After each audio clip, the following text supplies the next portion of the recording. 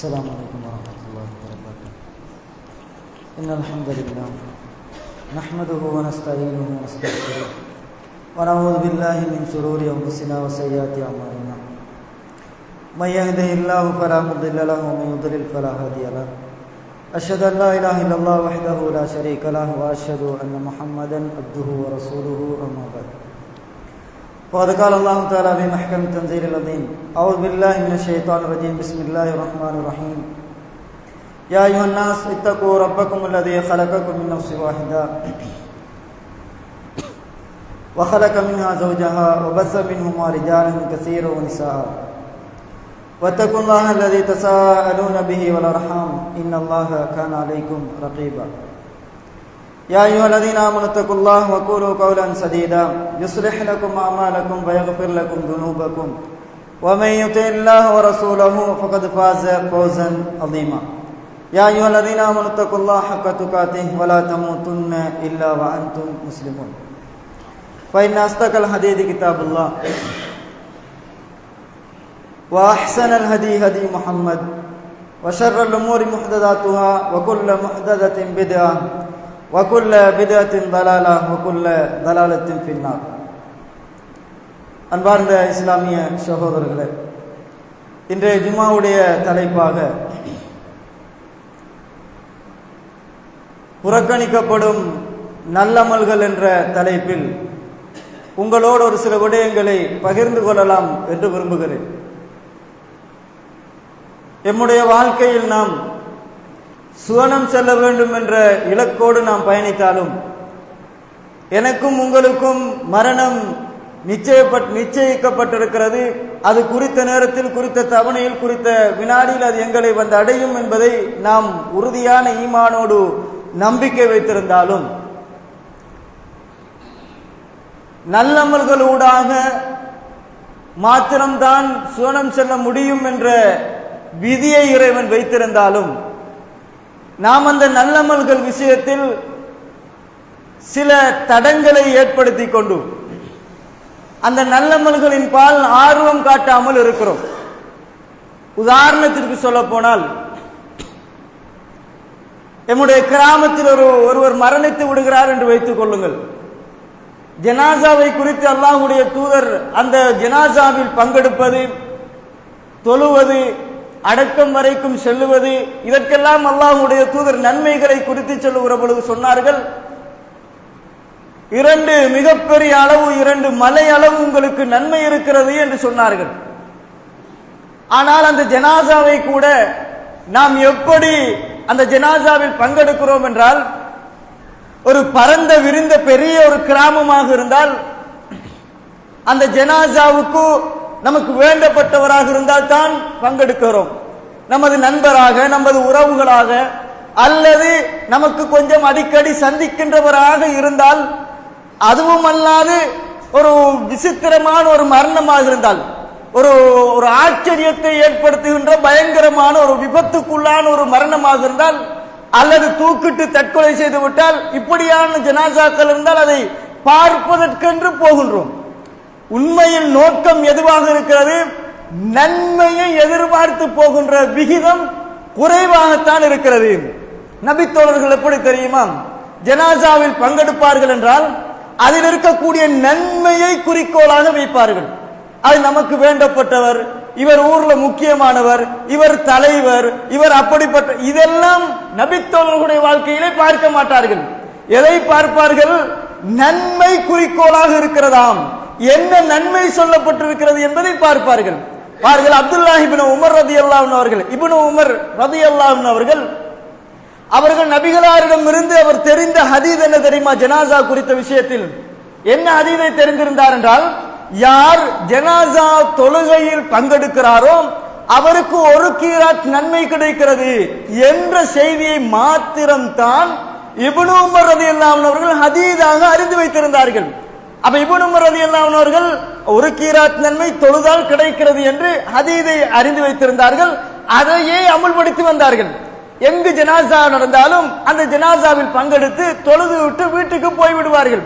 அடக்க ஸ்தலத்திற்கு போக மாட்டார்கள். ஏனென்றால் அவருக்கு அது குறித்த செய்தி தெரியாது. இதுவே பல ஆண்டுகளாக பல காலங்களாக இவருடைய நடைமுறை. ஜனாசாவில் ஒரு கீராத் என்கிறது தொழுகையோடு முடிந்து விடுகிறது. நன்மைதான் குறிக்கோளாக பார்க்கிறார். பல காலங்கள் கழிகிறது. இப்னு உமர் ரலியல்லாஹு அன்ஹு அவர்களுக்கு சொல்லப்படுகிறது, ஜனாசா தொழுகையில் பங்கெடுத்தால் ஒரு கீராத் நன்மையும், அடக்குகின்ற வரைக்கும் சென்று பின்தொடர்ந்து அடக்குகின்ற வரைக்கும் சென்றால் 2 கீராத் நன்மையும் இருக்கிறது என்ற செய்தி இப்னு உமர் ரலியல்லாஹு அன்ஹு அவர்களுக்கு அப்பொழுதுதான் ஹதீஸ் தெரிய வருகிறது. நபிகளார் மரணித்து, அவருடைய தந்தை மரணித்து, அபூபக்கர் ரலியல்லாஹு அன்ஹு மரணித்து, தந்தை மரணித்து, அதுக்கெல்லாம் பிந்தைய காலத்தில் தான் இவருக்கு அடக்க ஸ்தலத்திற்கு போனால் இன்னொரு கீராத் இருக்கிறது என்ற செய்தி தெரிய வருகிறது. அவர் சொல்லுகிறார், லக்கது வையானா கராரீத்த, நாங்கள் கராரீத்த கசீராம், நாங்கள் அதிகமான கீராத்துகளை தவற விட்டு விட்டோமே, தொழுது விட்டு வீட்டுக்கு போய் விடுகிறேன், அடக்குகின்ற வரைக்கும் போயிருந்தால் நிறைய கூலி, இன்னும் ஒரு கீராத் கிடைத்திருக்குமே என்ற செய்தி எனக்கு தெரியாமல் இருந்து விட்டதே, நான் அதிகமான கீராத்துகளை பாலடித்து விட்டேன் என்று இப்னு உமர் ரலியல்லாஹு அன்ஹு சொன்னார்கள். அந்த ஹதீஸை தெரிந்ததிலிருந்து அவர் அடக்க ஸ்தலத்துக்கு செல்லாமல் வரமாட்டார் என்ற செய்தியை நம்ம பார்க்கிறோம். அன்புள்ள சகோதரர்களே, அப்படியானால் நம்முடைய மரணத்திற்கு பின்னால் உள்ள வாழ்க்கை வெற்றிகரமான வாழ்க்கையாக அமைய வேண்டுமாக இருந்தால் நன்மையை குறிக்கோளாக வைத்துத்தான் எம்முடைய அமல்கள் இருக்க வேண்டும். எந்த அமல்கள் குறித்து சொல்லப்பட்டிருக்கிறதோ அதில் அதிக கவனம் எடுக்க வேண்டும். எமக்கு சில அமல்கள் இருக்கிறது, அந்த அமல்கள் விஷயத்தில் எமக்கு சில தடைகள் வந்து நிற்கிறது. உதாரணமா, சிலருக்கு பயம் வந்து நிற்கும், அந்த அமலை செய்ய விடாது. ஒரு பள்ளியில இமாம் இல்லை என்று வைத்துக் கொள்ளுங்கள், தொழுவிக்கிறதுக்கு மௌலவி எங்கேயோ போய்விட்டார், அவசரமாக போய்விட்டார், இஷா தொழுகை நடக்க போகிறது, இப்ப யாரு தொழுவிக்கிறது? இது பயம். பயத்தினால் தொழுவிக்க முன் வருவதில்லை. இன்னும் சில காரணங்கள் இருக்கிறது. வெட்கம் என்ன செய்யும் என்றால் சில அமல்களை செய்ய விடாமல் தடுக்கும். சின்ன பிள்ளைகளை பார்த்தீங்கன்னா, குர்ஆன் மதரசாவுக்கு போகின்ற பிள்ளைகளை பார்த்தீங்கன்னா, பாங்கு சொல்றதுக்கு அடிச்சு பிடிச்சு போட்டி போட்டுக்கொண்டு பாங்கு சொல்வார்கள். இந்த பருவம் அப்படியே கொஞ்சம் ஒரு 6ஆம் ஆண்டு 7ஆம் ஆண்டு அப்படி ஓ லெவல் ஏ லெவல் அந்த பெருசாகி போகின்ற பொழுது பாங்கு சொன்னால் வெட்கத்தோடு ஓடி விடுவான். பாங்கு சொல்றதுக்கு பின்னால்தான் பள்ளிக்கு வருவான். பாங்கு சொல்றதுக்கு முன்னால பள்ளிக்கு வந்தால் மௌலவி என்ன பாங்கு சொல்ல விட்டுருவாரு என்ற வெட்க உணர்வு பாங்கு சொல்லாமல் அவன் திரும்பி போய் விடுவான். அன்புள்ள சகோதரர்களே, அப்படியானால் இந்த நன்மைகள் குறித்து நாம் தெரிந்திருந்தால் அந்த நன்மைகளை குறிக்கோளாக வைத்து நாம் அந்த அமல்களின் பால் நெருங்குவோம், வெட்கத்தை தூக்கி எறிந்து விடுவோம். அன்புள்ள சகோதரர்களே, அதான் குறித்தும் சப்புகள நிக்கிறது குறித்தும் தான் இன்றைக்கு நான் பேச இருக்கிறேன். அதான் குறித்து அல்லாஹ்வுடைய தூதர் என்ன சொன்னார்கள் என்று சொன்னால், சஹீஹ் புகாரியிலே வரக்கூடிய செய்தி, லவ் யஅலமுன் நாசு மா பின் நிதாஇ வஸ்ஸஃபில் அவ்வலி, மக்களுக்கு அதாவது பாங்கு சொல்வதில் இருக்கக்கூடிய நன்மையையும், வஸ்ஸஃபில் அவ்வல் முதல் சஃபில் தொழுகைக்காக வேண்டி வந்து முதல் சஃபில் நிற்குகின்ற அதனுடைய நன்மையையும் மக்கள் அறிந்திருப்பார்களே, ஆனால் சும்மலம் யஜிது இல்லா ஐயஸ்தஹிமு அலைஹிம், சீட்டு குலுக்கி போட்டு ஆளை தீர்மானிக்க வேண்டிய ஒரு நிலை ஏற்படும். அப்படி ஏற்பட்டு மக்கள் அந்த சீட்டு குலுக்கி போட்டுத்தான் பாங்கு சொல்ல வைப்பாங்க. அப்படி ஒரு நிலை வரும் என்றால் அந்த அளவுக்கு பாங்கு சொல்வதில் அதிகமான நன்மை இருக்கிறது. முதல் சப்புல வந்து நிக்கிறது யாரு என்கின்ற போட்டி வந்துவிடும். எல்லாருக்கும் முதல் சப்புல இடம் இல்லை, இன்னாக்கள் தான் வரணும் என்று சீட்டு குலுக்கி போட்டு அவர்களை மட்டும்தான் முன் சப்புல நிப்பாட்ட வேண்டிய ஒரு நிலை வரும். அதனுடைய நன்மையை அறிந்திருந்தால் இந்த 2 விஷயத்தையும் எடுத்து பாருங்கள். பாங்கு சொல்ற விஷயத்திலையும் சப்புல நிக்கிற விஷயத்தையும் கொஞ்சம் யோசித்து பாருங்கள். வயசாளிகள் முன் சப்புல நிப்பாங்க, இளம் வயதினர் அப்படியே பின்னால போய் நிப்பாங்க. அவங்களோட தரத்திற்கு, அதாவது அவங்களோட திரகாத்திற்கு ஏற்ற மாதிரி பின்னால போய் நிப்பாங்க. முதல் சப்புல வயசாளியர் இருப்பார்கள், அதுக்கு அடுத்து கொஞ்சம் சின்ன புள்ள, நம்ம குட்டினா அடி வாங்கிட்டு முன்னுக்கால வருவானே அவன் முன்னால நிற்பான். யாரையெல்லாம் அடக்க இயலுமோ அந்த தைரியம் இருக்கிறதும் அப்படிப்பட்ட வாலிபர்கள் பின் சப்ப இடம் பிடிச்சிருவாங்க. அப்ப பாருங்கள், நாம் இந்த நன்மையை அறிந்தால் நம்ம சப்புல போட்டி போட வேண்டிய ஒரு நிலை வரும் என்று அல்லாஹ்வுடைய தூதர் ஸல்லல்லாஹு அலைஹி வஸல்லம் அவர்கள் சொல்கிறார்கள். அன்புள்ள சகோதரர்களே, அப்படியே யோசித்து பாருங்கள். அல்லாஹ்வுடைய தூதர் இந்த பாங்கை குறித்து இப்படி ஒரு செய்தி சொன்னார்கள். எப்படி? நன்மை அறிந்திருந்தால் போட்டி போட வேண்டிய சூழல் வரும், சீட்டு குலுக்கி போட வேண்டிய நிலை ஏற்படும் என்று சொன்னார்கள். அது மட்டுமல்ல, பாங்கு சொன்னால் அவர்கிட்ட இருக்கக்கூடிய பவர் என்ன தெரியுமா? அவர்கிட்ட இருக்கக்கூடிய ஆற்றலும் திறமையும் என்ன தெரியுமா? எனக்கும் உங்களுக்கும் இந்த செய்தியை ஆழமாக பதிய வைத்துக் கொள்ளுங்கள். நாம் தெரிந்த செய்தி, ஆனால் சிந்திக்காத செய்தி. அல்லாஹ்வுடைய தூதர் சொன்னார்கள், இதா நூதிய லிஸ்ஸலாத்தி அதுபர ஷைத்தானு வலஹு துராத்துன் ஹத்தா லா யஸ்மஅ அத்-தஅதீன. அல்லாஹ்வுடைய தூதர் சொல்கிறார்கள், பாங்கு சொன்னால் அந்த பாங்கு சப்தத்தை கேட்டு அதுபர ஷைத்தான், ஷைத்தான் விரண்டோடுகிறான் என்று அல்லாஹ்வுடைய தூதர் சொன்னார்கள். ஷைத்தான ஓட வைக்குகின்ற ஆற்றல் முஅத்தினுக்கு தான் இருக்கிறது, பாங்கு சொல்றவருக்கு தான் அந்த பலம் இருக்கிறது. எம்மை வழிகெடுத்துக் கொண்டிருக்கிற, எம்முடைய உள்ளத்திற்குள்ளால் வஸ்வாசை ஏற்படுத்திக் கொண்டிருக்கிற, பாவத்தை தூண்டிக் கொண்டிருக்கிற, நன்மையின் பால் செல்ல விடாமல் தடுத்துக் கொண்டிருக்கிற, நன்மையின் பால் செல்வதை சோம்பேறித்தனமாக ஏற்படுத்திக் கொண்டிருக்கிற இந்த ஷைத்தானை விரட்டுகின்ற ஆற்றல் பாங்கு சொல்றவருக்கு இருக்கிறது. பாங்கு சொன்னால் ஷைத்தான் விரண்டோடுகிறான். வலஹு புராத்துன், அவன் காற்று பிரிந்தவனாக, துர்வாடை வெளியிட்டவனாக அவன் விரண்டோடுகிறான். எதற்காக வேண்டி தெரியுமா? ஹத்தா லா யஸ்மஅ அத்-தஅதீன, பாங்கு சத்தம் காதுல கேட்க கூடாது என்றதுக்காக வேண்டி. யோசித்து பாருங்கள், பாங்கு அசருக்கு பாங்கு சொல்லுது என்று வைத்துக் கொள்ளுங்கள். இங்க பாங்கு சொல்லும் பொழுது இந்த பகுதியில் இருக்கக்கூடிய ஷைத்தான் விரண்டான். எவ்வளவு தூரத்திற்கு இந்த பாங்கு சத்தம் கேட்கிறதோ கேட்காத இடத்துல போய்தான் ஷைத்தான் நிக்க போகிறான். அப்போ ஓடுறான் என்றால் இந்த பள்ளியில் ஒரு பாங்கு அப்படி சொல்லிக் கொண்டிருக்க, அங்கேயும் பாங்கு சொல்லும், இன்னும் உள்ள பள்ளியில பாங்கு சொல்லும், ஷைத்தான் விரண்டோடிக்கொண்டே இருக்கிறான். அன்புள்ள சகோதரர்களும், இந்த ஆற்றல் இந்த பாங்குக்கு மட்டும்தான் இருக்கிறது. அந்த நேரத்தில் எங்களுக்குள் மத்தியில் இருக்கக்கூடிய ஷைத்தான்கள் எல்லாம் விரண்டோடி விடுகிறார்கள். அன்புள்ள சகோதரர்களும், இந்த பாக்கியத்தை அல்லாஹ்வுடைய தூதர் பாங்கு சொல்றவருக்குரிய அதிகாரமாக சொன்னார்கள் என்பதை பார்க்கிறோம். அன்புள்ள சகோதரர்களும், அதே போன்று அல்லாஹ்வுடைய தூதர் ஸல்லல்லாஹு அலைஹி வஸல்லம் அவர்கள் இந்த பாங்கு சொல்லுகின்ற விஷயத்தில் இன்னொரு செய்தியை சொன்னார்கள். அபூ ஸைத் அல்-குத்ரி ரலியல்லாஹு அன்ஹு அறிவிக்கிறார்கள், எனக்கு அல்லாஹ்வுடைய தூதர் சொல்லுவதை நான் கேட்டேன் என்று சொல்லிவிட்டு ஒரு மனிதருக்கு அபூ ஸைத் அல்-குத்ரி ரலியல்லாஹு அன்ஹு சொல்கிறார்கள், அந்த மனிதரிடத்தில் இன்னி அராக துஹிப்புல் கனம வல் பாதியத. அபூ ஸைத் அல்-குத்ரி ரலியல்லாஹு அன்ஹு அவர்கள் ரசூலுல்லாஹ்விடத்தில் கேட்கிறாங்க. அப்ப ரசூலுல்லாஹி ஸல்லல்லாஹு அலைஹி வஸல்லம் சொல்வதை செவியேற்கிறார்கள். ரசூலுல்லாஹி ஸல்லல்லாஹு அலைஹி வஸல்லம் சொல்றாங்க, இன்னி அராக துஹிப்புல் கனம வல் பாதியத, நீங்கள் ஆடுகளை மேய்ப்பதை விரும்புகின்றவராக இருக்கிறீர். வல் பாதியத, பாலைவனங்களுக்கு செல்வதை, தனிமையோடு வாழ்வதை நீங்கள் விரும்புகின்றவராக இருக்கிறீர்கள். ஃபைதா குந்த பி கனமிக அவ் பாதியதிக, நீங்க அப்படி பாலைவனங்களுக்கு சென்று உங்களுடைய ஆடுகளை மேய்த்துக் கொண்டிருக்கிற நேரம், தொழுகையுடைய நேரம் வந்து விட்டால் ஃபஅஸன்த பிஸ்ஸலாம், தொழுகைக்காக வேண்டி நீங்கள் பாங்கு சொல்லுங்கள். யார் யார் போயிருக்கிறது ஆடு மேய்ப்பதற்கு?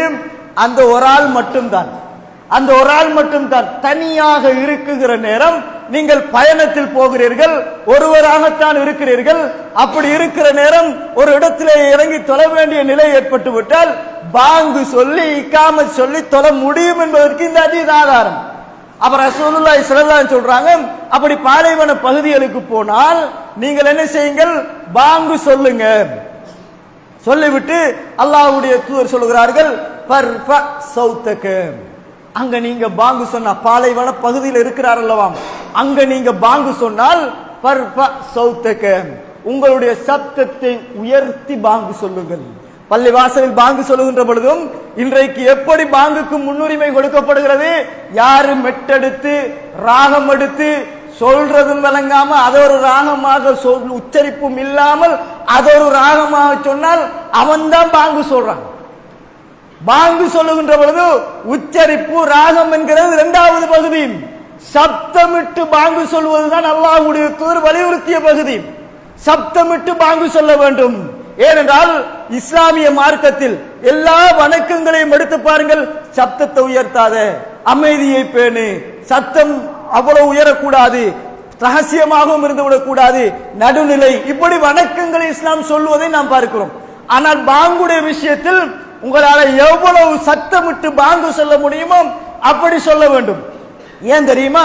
அல்லாஹ்வுடைய தூதர் ஸல்லல்லாஹு அலைஹி வஸல்லம் அவர்கள் சொல்லுகிறார்கள், அந்த சத்தமிட்டு நீங்கள் பாங்கு சொல்லுங்கள், ஃபைன்னஹு லா யஸ்மஉ மத சௌத்தில் முஅத்தின், முஅத்தின் பாங்கு சொல்லுகின்ற அந்த சத்தம் எவ்வளவு தூரம் வரைக்கும் போகுதோ, எவ்வளவு தூரம் வரைக்கும் போகுதோ, அங்கு இடைப்பட்டவைகளில் ஜின்னுன் வலா இன்சுன் வலா ஷைஉன், எந்த ஒரு ஜின் செவியேற்றாலும் மனிதர்கள் செவியேற்றாலும் வலா ஷைஉன், எந்த ஒன்றாக இருந்தாலும் சரி, மரம் செடி ஏனைய உயிரினங்களாக இருந்தாலும் சரி, இல்லா ஷஹித லஹு யௌமல் கியாமா, மறுமையில் அவருக்காக அவைகள் அல்லாஹ்விடத்திலே சாட்சி சொல்லும் என்றார்கள். மறுமையில் அல்லாஹ்விடத்தில் பாங்கு சொன்னவருடைய அந்த சப்தத்தை கேட்ட மனிதர்களும் கேட்ட ஜின்களும் அனைத்து உயிரினங்களும் மரம் செடி கொடிகளும் அனைத்தும் நாளை மறுமையில் அல்லாஹ்விடத்திலே சாட்சி சொல்லும். எவ்வளவு பெரிய பாக்கியம் சகோதரர்களே!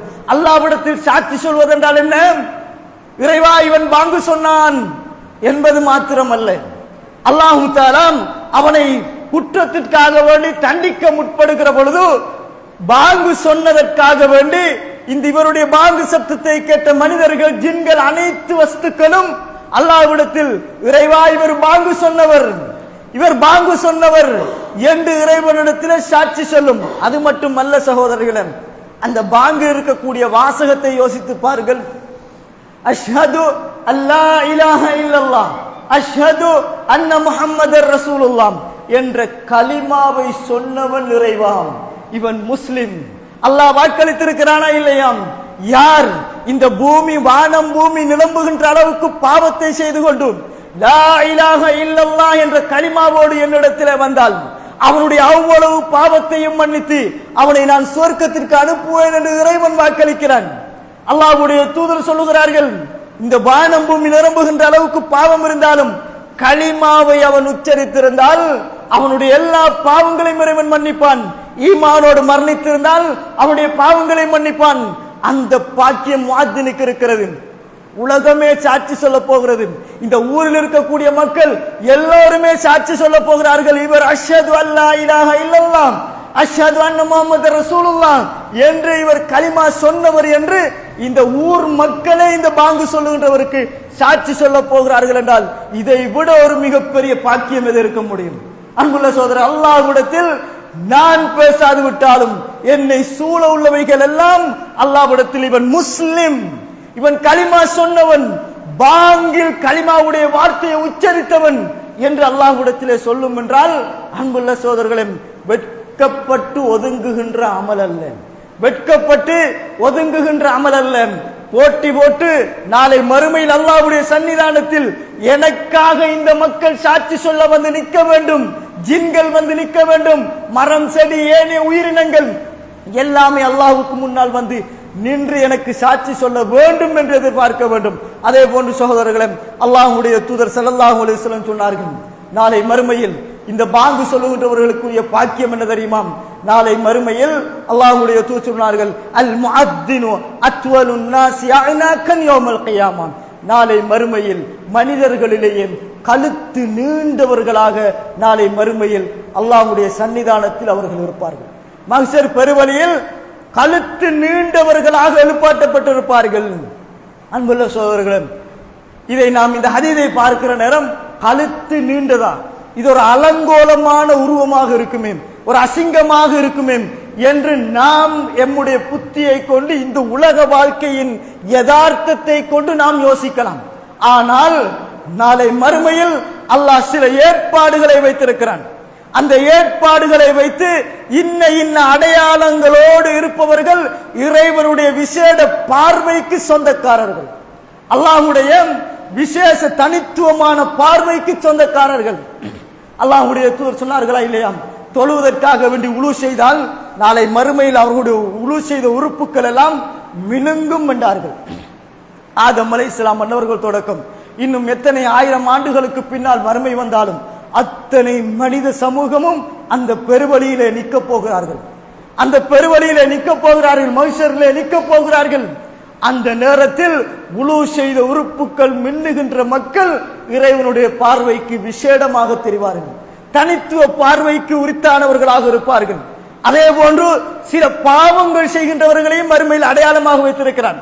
சிலர் வேர்வையின், அதாவது கரண்டை கால அளவுக்கு வேர்வையில் மூழ்கி இருப்பார்கள், முழங்கால் அளவுக்கு, இடுப்பளவுக்கு, கழுத்தளவுக்கு, வாய் அளவுக்கு என்று வியர்வையில் மூழ்கி இருப்பார்கள். அவரவருடைய பாவத்திற்கு ஏற்ப மஹ்ஷர் பெருவழியிலே இருப்பார்கள்.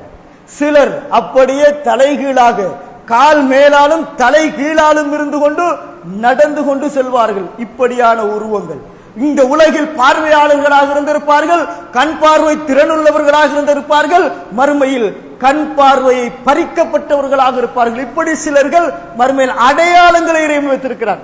அந்த அடிப்படையில் அல்லாஹு தஆலா நாளை மறுமையில் அந்த மக்களில் கண்ணியம் கொடுக்கப்படுகின்ற மக்களில் ஒரு சாராக இறைவன் முஅத்தின் பாங்கு சொல்லுகின்றவர்களை வைக்கிறான். அவருடைய கழுத்துகள் நீண்டதாக இருக்கும். இது அல்லாஹ்வுடைய விசேஷ பார்வை குறித்தானவர்களாக இவர்கள் இருப்பார்கள். அந்த பெருவழியில் அவர்களுக்கு அது கௌரவமாக இருக்கும், அந்த பெருவழியில் அவர்களுக்கு அது ஒரு கண்ணியமாக இருக்கும். அன்புள்ள சோதரர்களே, அப்படியானால் நாளை மறுமையில் முஅத்தின் பாங்கு சொன்னவர்கள் கழுத்து நீண்டவர்களாக அல்லாஹ்வுக்கு முன்னால் எழுப்பாட்டப்படுவார்கள். இது ஒரு மிகப்பெரிய ஒரு பாக்கியம் என்பதை நாம் புரிந்து கொள்ள வேண்டும். அதே போன்று ரசூலுல்லாஹி ஸல்லல்லாஹு அலைஹி வஸல்லம் சொன்னார்கள், இப்ப பாங்கு சொல்றவர் கட்டாயம் போட்டி போட்டு நாளை மறுமையின் வெற்றிக்காக வேண்டி இந்த உலகில் செலவழிக்கவே தேவையில்லை, சிரமப்படவே தேவையில்லை என்று சொல்லுகின்ற அளவுக்கான ஒரு அமல் தான் பாங்கு சொல்லுவது. யாரு பாங்கு சொல்லாட்டியும் குறை மட்டும் சொல்றதுக்கு எல்லாரும் வரிந்து கட்டி கொண்டு வருவார்கள். ஒரு நேர தொழுகைக்கு பள்ளியில பாங்கு சொல்லாது விட்டால் வரிந்து கட்டி கொண்டு வருவார்கள். எங்க ஒருத்தர் இல்லையா, பள்ளியில் ஆள் இல்லையா, அவர் இல்லையா, இவர் இல்லையா, இவரை போட்டிருக்கிறோமே என்று குறை சொல்வதற்கு வருவார்கள். அடே, நான் பாங்கு சொல்லவில்லை, அந்த பள்ளியில் பாங்கு சத்தம் கேட்கிறது, எங்கட பள்ளியில பாங்கு சொல்லலை என்றால் ஓடி வந்து பாங்கு சொல்வதற்கு முயற்சி எடுக்க வேண்டும். அன்புள்ள சோதரர், யாரும் இல்லைன்னா யாரு வருவதற்கு முன்னால் நான் வந்து பாங்கு சொல்வதற்குரிய முயற்சி எடுக்க வேண்டும். அளப்பெரிய நன்மைகள், கூலிகள் அதில் இருக்கிறது என்பதை மறந்துவிடக் கூடாது. அதே நேரம் பாங்கு சொல்லுகிறது என்று சொன்னால் அந்த பாங்கு சொல்லுகின்ற பொழுது அல்லாஹ்வுடைய தூதர் சில வழிகாட்டலை சொன்னார்கள். பாங்கு சொல்லுகின்ற பொழுது அதாவது ரசூலுல்லாஹி ஸல்லல்லாஹு அலைஹி வஸல்லம் சொன்னார்கள், மன் சமிய மன் கால ஹீன யஸ்மஉல் முஅத்தின், முஅத்தின் பாங்கு சொல்லுகின்ற சப்தத்தை யாராவது செவியேற்றால், பாங்கு சத்தம் உங்களோட காதுல விழுந்துட்டென்றால், அஷ்ஹது அல்லா இலாஹ இல்லல்லாஹு வஹ்தஹு லா ஷரீக லஹு வ அன்ன முஹம்மதன் அப்துஹு வ ரசூலுஹு ரலீது பில்லாஹி ரப்பம் வ பி முஹம்மதின் ரசூலம் வ பில் இஸ்லாமி தீனாம். இந்த வார்த்தையை உங்களோட காதுல பாங்கு சத்தம் விழும் பொழுது யார் சொல்லுகிறாரோ அல்லாஹ்வுடைய தூதர் சொன்னார்கள், குஃபிர லஹு தம்புஹு, அவருடைய பாவங்கள் எல்லாம் மன்னிக்கப்படும் என்றார்கள். அஷ்ஹது அல்லா இலாஹ இல்லல்லாஹு வஹ்தஹு லா ஷரீக லஹு வ அன்ன முஹம்மதன் அப்துஹு வ ரசூலுஹு ரலீது பில்லாஹி ரப்பா வ பில் இஸ்லாமி தீனா வ பி முஹம்மதின் ரசூலா. இந்த வார்த்தையை சொன்னால் குஃபிர லஹு தம்புஹு, பாவங்கள் எல்லாம் மன்னிக்கப்படும். அன்புள்ள சகோதரர்களே, சிரமமான அமல் அல்ல, பாவம் மன்னிக்கப்பட்டால் தன் மறுமையில் சுவர்க்கம்.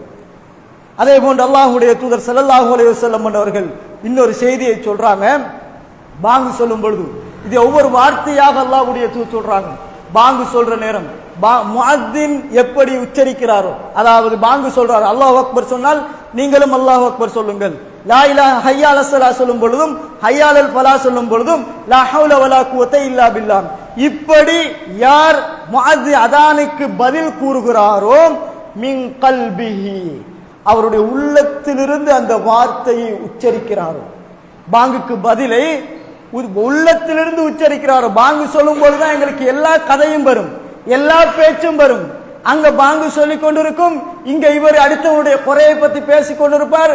அங்க அல்லாஹ் அக்பர் சொல்லும் பொழுது பேசிக்கொண்டே அல்லாஹ் அக்பர் அல்லாஹ் அக்பர், அப்படியே பலாயை பேசிக் கொண்டிருப்பார். அஷ்ஹது அல்லா இலாஹ இல்லல்லாஹ் சொல்லி முடிக்கும் போது அஷ்ஹது அல்லா இலாஹ இல்லல்லாஹ்.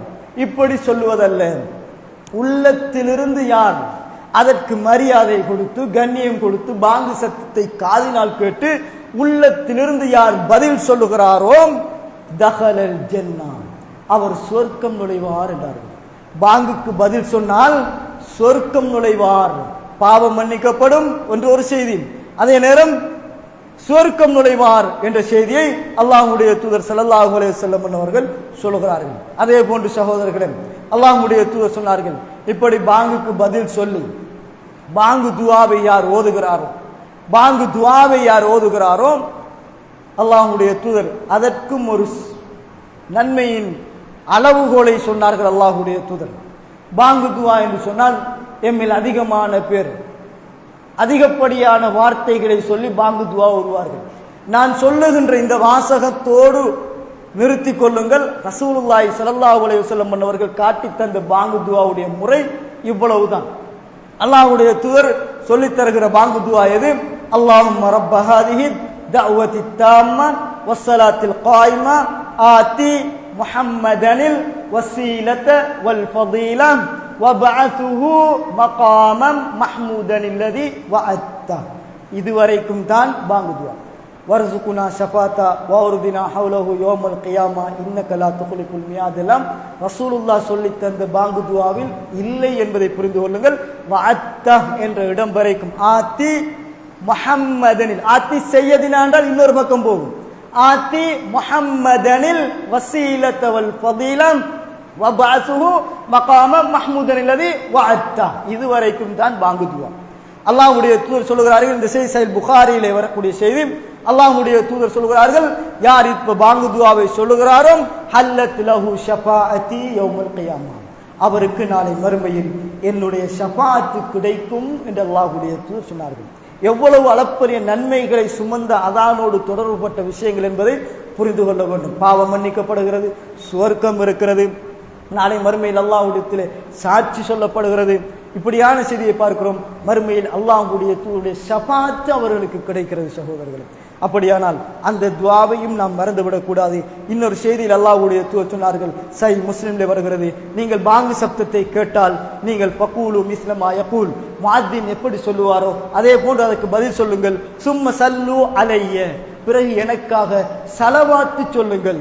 பாங்கு சொல்லி முடிந்தவுடன் ஸலவாத்து சொல்லணும். நாம் அத்தியாயத்தில் ஓதும் அல்லாஹும்ம ஸல்லி அலா முஹம்மது வ அலா ஆலி முஹம்மது என்று அந்த ஸலவாத்தை சொல்லிவிட்டு ரசூலுல்லாஹ் சொன்னார்கள், சும்ம ஸலுல்லாஹ லி அல் வஸீலா, எனக்காக நீங்கள் அல்லாஹ்விடத்தில் வசீலாவை கேளுங்கள் என்றார்கள்.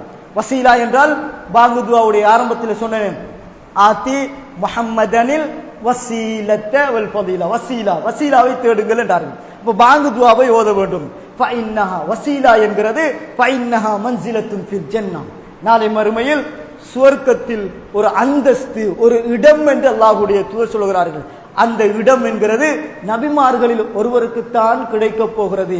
நான் நினைக்கிறேன் வஅர்ஜு அன் அகூன அனஹு, அந்த இடத்தில் நான் இருக்க வேண்டும். வசீலா என்கிற அந்தஸ்து எனக்கு வழங்கப்பட வேண்டும் என்று நான் விரும்புகிறேன்.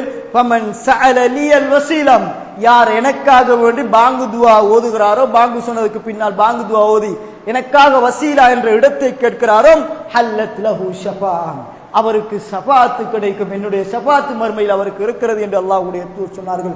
ஆக அன்புள்ள சகோதரர்களே, பாங்கு சொல்வதற்கு நானும் நீங்களும் போட்டி போடுவோம். அதே போன்று பாங்கு சொல்லுகின்ற பொழுது ஓதப்படுகின்ற துஆ, பாங்கு சொன்னதற்கு பின்னால் ஓதப்படுகின்ற துஆக்களை எல்லாம் நாம் அதிக கவனம் எடுத்து ஓதி வருவோம். வல்லவன் ரஹ்மான் என்னை உங்களை புரிந்து கொள்வோம். அல்ஹம்துலில்லாஹ் அல்ஹம்துலில்லாஹி அல்லதி ஹதானா லில் இஸ்லாம் வமா குன்னா லினஹ்ததிய லவ்லா an ஹதானா Allah அர்ஸல ரசூலஹு bill Hakki Bashira வ நதீரா வ தாஇயன் இலல்லாஹி பிஇذனிஹி வ சிராஜன் முனீரா. அன்பார்ந்த இஸ்லாமிய சகோதரர்களே, பாங்கு சொல்லுகின்ற சிறப்பை நாம் தெரிந்திருக்கிறோம். அதே போன்று முதல் சப்புகளில் நிப்பாற்றுறதுங்கிறது பல வகுப்புகள் நடாத்தினாலும் அல் குர்ஆன் சுன்னாவை பேசுகின்ற பள்ளி வாசல்களிலும் சப்புகள் இன்னும் கவலைக்குரிய இடமாகத்தான் இருக்கிறது. அந்த ஒரு நிலையில் தான் இருக்கிறது. சப்புல நேராக நிற்க வேண்டும், நெருக்கமாக நிற்க வேண்டும், பக்கத்தில் இருக்கிறவருடைய காலோடு கால் சேர்த்து வைத்து தோளோடு தோல் சேர்த்து வைத்து நிற்க வேண்டும் என்று இமாம் சொன்னாலும் அதை காதில் எடுக்காதவர்கள் தான் அதிகப்படியான பேர் இருப்பதை நாம் பார்க்கிறோம். ரசூலுல்லாஹி ஸல்லல்லாஹு அலைஹி வஸல்லம் அவர்கள் சொல்லுகிறார்கள், சப்புகளிலே நீங்கள் நிற்கிற பொழுது இப்படி சொன்னார்கள். ஒரு முறை ரசூலுல்லாஹி ஸல்லல்லாஹு அலைஹி வஸல்லம் அவர்கள் சஹாபாக்களுக்கு தொழுகை நடத்துவதற்காக வருகிறார்கள். அவர்கள் குதிரையின் வாள்கள் நீட்டிக் கொண்டிருப்பது போல சப்புல கையை நீட்டிக் கொண்டிருந்தார்கள். அல்லாஹ்வுடைய தூதர் அவர்களிடத்தில் கேட்டார்கள், என்ன நீங்க குதிரை வாள் நீட்டுற மாதிரி கையை நீட்டிக் கொண்டிருக்கிறீங்க என்று சொல்லிவிட்டு அல்லாஹ்வுடைய தூதர் போயிடுறாங்க. பிறகு வராங்க, மக்கள் எல்லாம் தொழுவிப்பதற்காக வருகிற நேரம் மக்கள் வட்டம் வட்டமாக நின்று கொண்டிருக்கிறார்கள். அல்லாஹ்வுடைய தூதர் கேட்கிறார், அவங்களுக்கு எல்லாம் என்ன நேர்ந்து விட்டது, ஏன் வட்டம் வட்டமாக இருக்கிறீர்கள் என்றார்கள். மீண்டும் அல்லாஹ்வுடைய தூதர் தொழுவிப்பதற்காக வேண்டி வருகிறார்கள். வருகிற பொழுது சொன்னார்கள், அலா தசுப்பூன கமா தசுப்புல் மலாயிகத்து இந்த ரப்பிஹா, நீங்கள் மலக்குமார்கள் அல்லாஹ்வுக்கு முன்னால் எப்படி சப்புகளில் அணிவகுத்து நிற்பார்களோ அதுபோன்று நீங்கள் சப்புகளிலே நிற்க வேண்டாமாம் என்று அல்லாஹ்வுடைய தூதர் கேட்கிறார்கள். அப்பொழுது நபித்தோழர் கேட்டார்கள், அல்லாஹ்வின் தூதரே, வகைஃப தசுப்புல் மலாயிகத்து இந்த ரப்பிஹா, மலக்குமார்கள் எப்படி அவர்களுடைய இறைவனிடத்தில் எப்படி அணிவகுத்து நிற்கிறார்கள், சப்புல எப்படி நிற்கிறார்கள் என்று கேட்ட நேரம் அல்லாஹ்வுடைய தூதர் சொன்னார்கள், யுத்திம்மூன சப்பல் அவ்வல், அவர்கள் யுத்திம்மூன சுஃபூஃபல் அவ்வல், அவர்கள் சப்புகளில் முதலாவது சப்பை பூர்த்தியாக்குவார்கள். மலக்குமார்கள் அல்லாஹ்வுக்கு முன்னால் நிற்கிற நேரம் முதல் சப்பை பூர்த்தியாக்கி விட்டுத்தான் இரண்டாவது சப்பு. நாம் பள்ளிவாசல்களை பார்த்தால் முதல் சப்புக்கு நீ போ என்று சொல்லுகின்ற அளவுக்கு தான் இருக்கிறது.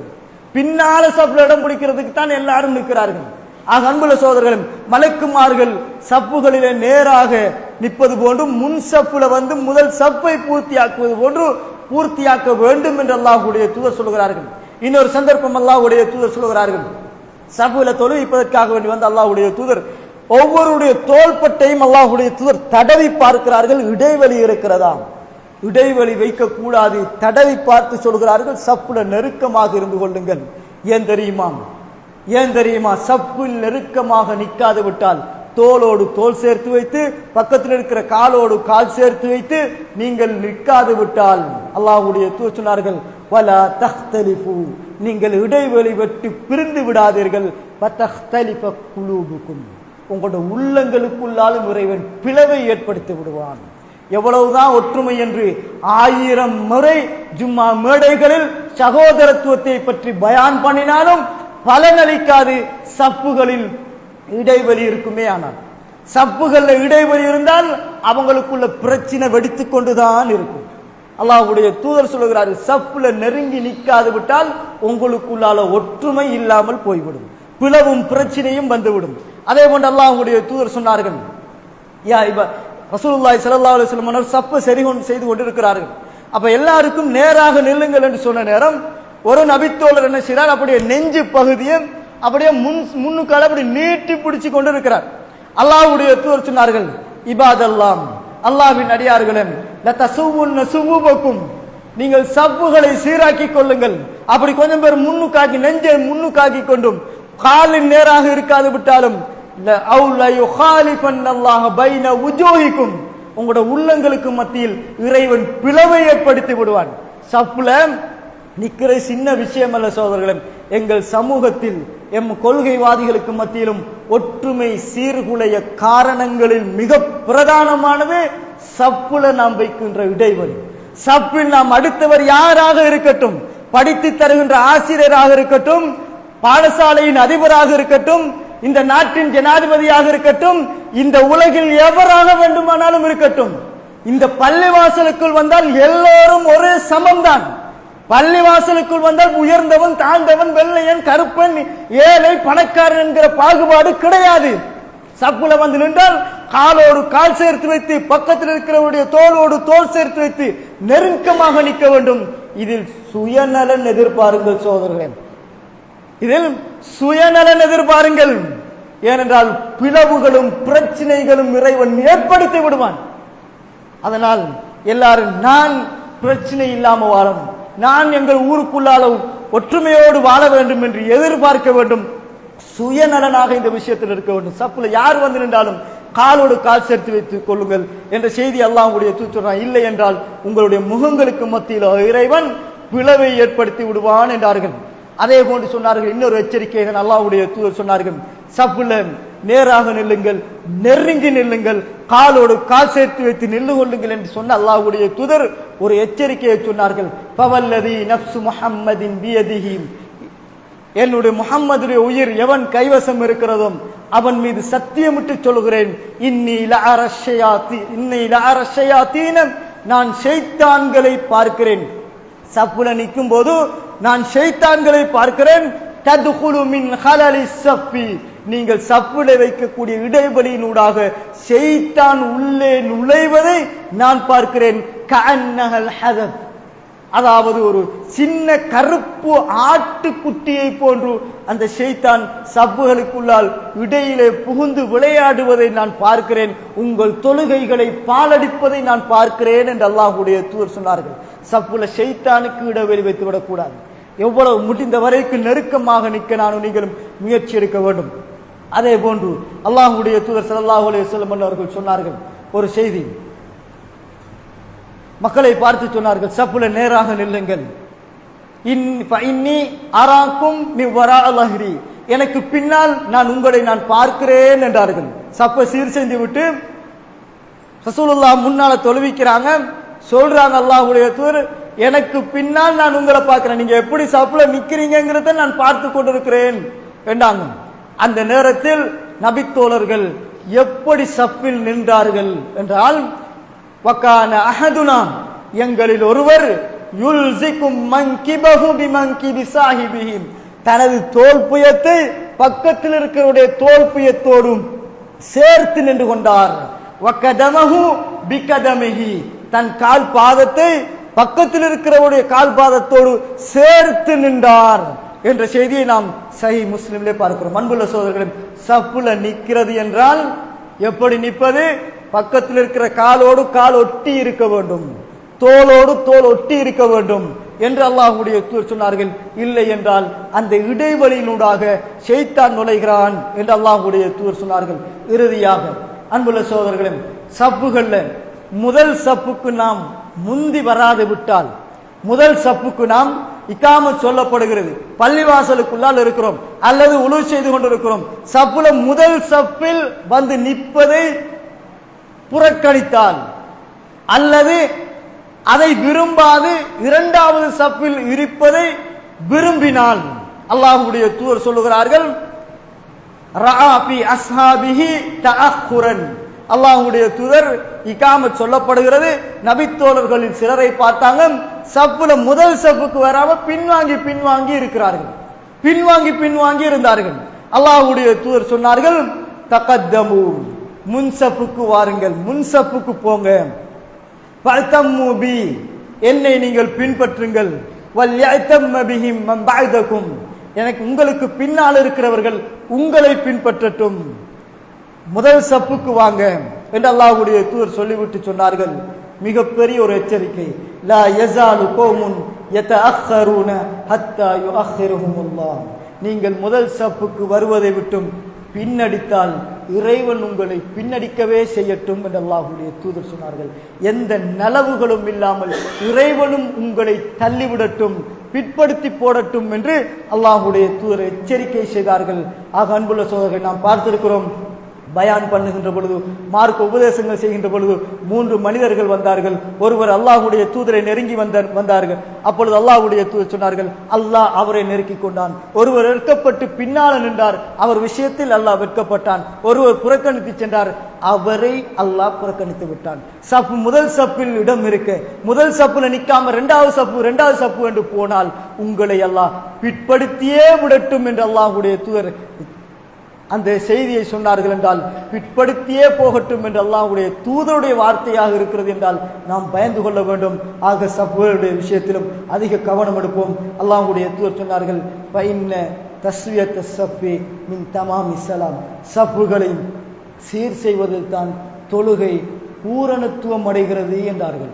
தொழுகையின் பூரணத்துவமான கூலி கிடைக்க வேண்டும் என்றால் சப்பு சீராக வேண்டும் என்றார்கள். ஆக அன்புள்ள சோதரர்களும் இந்த விடயங்களை நானும் நீங்களும் கவனம் எடுப்போம். வல்லவன் ரஹ்மான் என்னை நீங்களும் புரிந்து கொள்வானாக. வா குழு கொள்கிறார். இன்னும் ரஹீம். அஸ்ஸலாமு அலைக்கும்.